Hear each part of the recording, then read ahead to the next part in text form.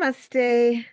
I'm Alakanandama, Ayurvedic doctor and principal of Alandi Ayurveda Gurukula, an Ayurveda school in Boulder, Colorado, offering 2- and 4-year programs in a unique apprenticeship model.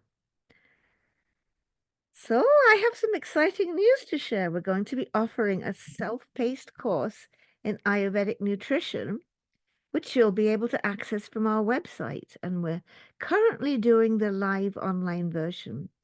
You could even still join the live version because you can catch up from the recordings. In this week's live class, we'll be talking about the 6 tastes and the 20 gunas. So let's learn a bit about this topic right now. And you can already find a video with a short introduction to the 6 tastes that's on the channel, and I'll put a link in the description. So, what about the 20 gunas? They're the basic qualities of everything. So, every time we make you a herbal formula, we're thinking about balancing these qualities. Every time I create a menu or a recipe, I'm also thinking about the qualities. So, 20 gunas, 10 pairs of opposites. Heating or cooling? Oily or dry? Light or heavy?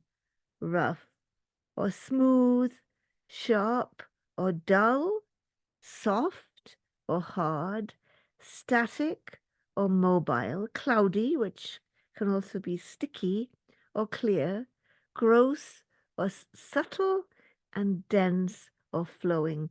Just a note about gross. It doesn't mean, yeah, gross. That's not the meaning of the word gross. Gross means something that is quite obviously right here, like your pudding.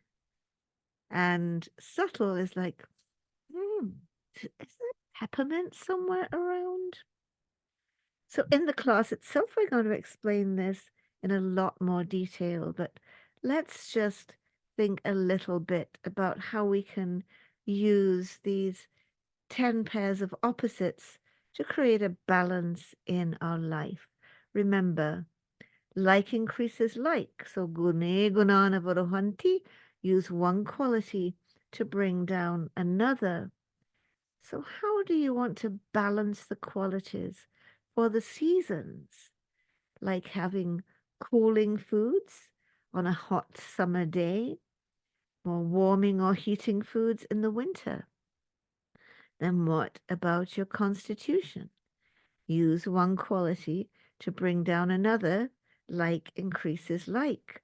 So if you're kapha, don't get too heavy and sticky. Stay away from that donut or that sticky bun for breakfast. That's just adding kapha to kapha.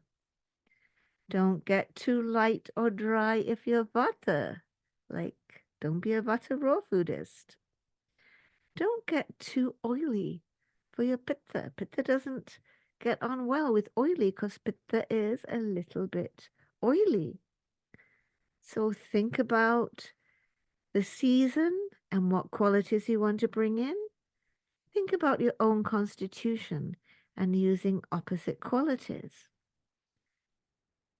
Then every menu that you create, think about bringing a balance of the qualities, the gunas, the 20 gunas.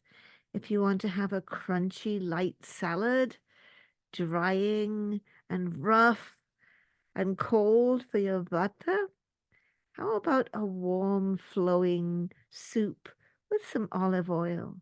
Or how about some soft, well-cooked veggies with ghee? Try to balance out your actual menu. Spice up that dull, gross, slimy, heavy oatmeal with some sharp, light cinnamon. Do you get the idea? Inside every menu, if we're having something that's light, dry, crunchy, crispy, have something warm, flowing, oily, smooth, like a soup with it. Soup is always a best friend for vata. If you're having something heavy, like pudding, oatmeal, have something lighter with it or balance it out. We use the spices very often to bring a balance to our menu because a lot of our staples, all of our grains and so on the side of being heavy, dull, static, gross. But the spices bring in that sharpness, that lightness, that warming quality, so they balance out the food that you're going to eat. Hope you get the idea. Experiment with it. I hope you liked this video. Don't forget to click the like button, share the channel with your friends, and here's another piece of exciting news. I've created a Facebook group for us so we can stay in touch all week long. I'll put a link to the group in the description and make sure you join us. Namaste. See you next week.